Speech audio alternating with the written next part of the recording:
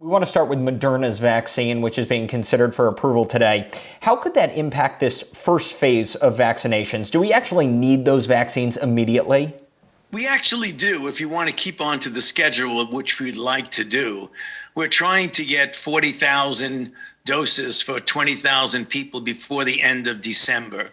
So if the Moderna product gets the EUA and starts implementing the vaccine administration program, that would be right the way we wanted to plan it and the way we did plan it. When do you expect the vast majority of the general public, younger, healthier people, to start getting vaccinated? Not necessarily exactly, but somewhere around March, April, when people who were, we say, in the general population can start getting vaccinated in earnest. And I would hope that we would get such an enthusiastic uptake of the vaccine that within a period of 3 or 4 months, we might be able to essentially get the overwhelming majority of the population vaccinated, so that as we enter into the late summer and early fall, we could really be in a situation where we could start approaching some degree of normality. But it's going to depend on the uptake of the vaccine by people. That's the reason why we're out there encouraging people to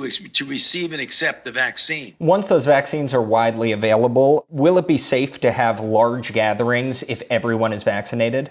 Well, if you get an umbrella of herd immunity over the country where, we don't know what that number is. It's somewhere in the range of 70 to 85%. We don't know at this point what that is, but somewhere at that higher level, that I believe that we can start to approaching a degree of normality. And to me, that would mean what you're referring to. That would mean really children safely back in school, being able to go to a theater, being able to go to indoor dining. When do you expect the vaccine will actually make a noticeable difference in seeing a decline in cases? I think when we get a fair percentage, I would say between 30 and 50% of the population vaccinated, that you're going to see a change in the dynamics. Are you thinking January, February for that?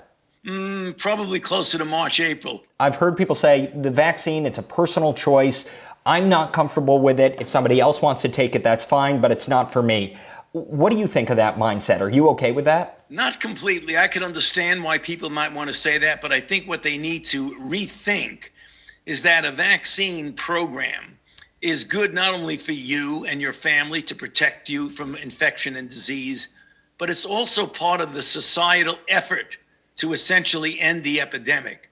And the more people that get vaccinated, the closer you get to truly ending this pandemic. So there's a bit of a societal responsibility in there.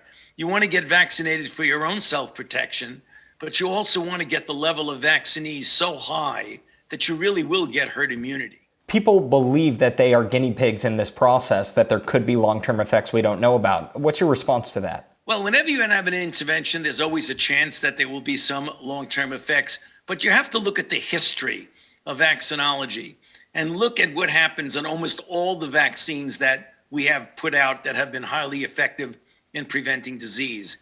The long-term effects are extraordinarily rare, if even at all. There are very few incidences of people getting vaccinated now and then a year from now getting an effect that was related to the vaccine. That's extremely unusual.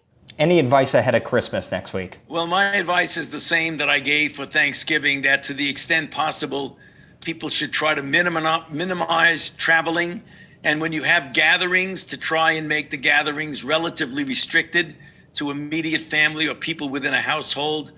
I know it's very difficult to do that in the Christmas season, but when you have gatherings of people of 10, 15, 20 people in an indoor setting, that's something that increases the risk of either acquisition or transmission of SARS-CoV-2. Do you think Christmas could cause a worse surge than Thanksgiving did, than what we're seeing right now? Well, it's certainly possible. It depends upon how seriously people take this issue of concern about just, having Christmas this year be a little bit different than you had in previous years, so that you'll have many more Christmases to come in a healthy situation. The president-elect has said he's going to get the vaccine next week. What conversation did you have with him about it? I haven't spoken specifically with President-elect Biden, but I have spoken with his senior staff specifically about his getting vaccinated. You told them he should? I strongly recommended that not only President-elect Biden, but also Dr. Jill Biden get vaccinated.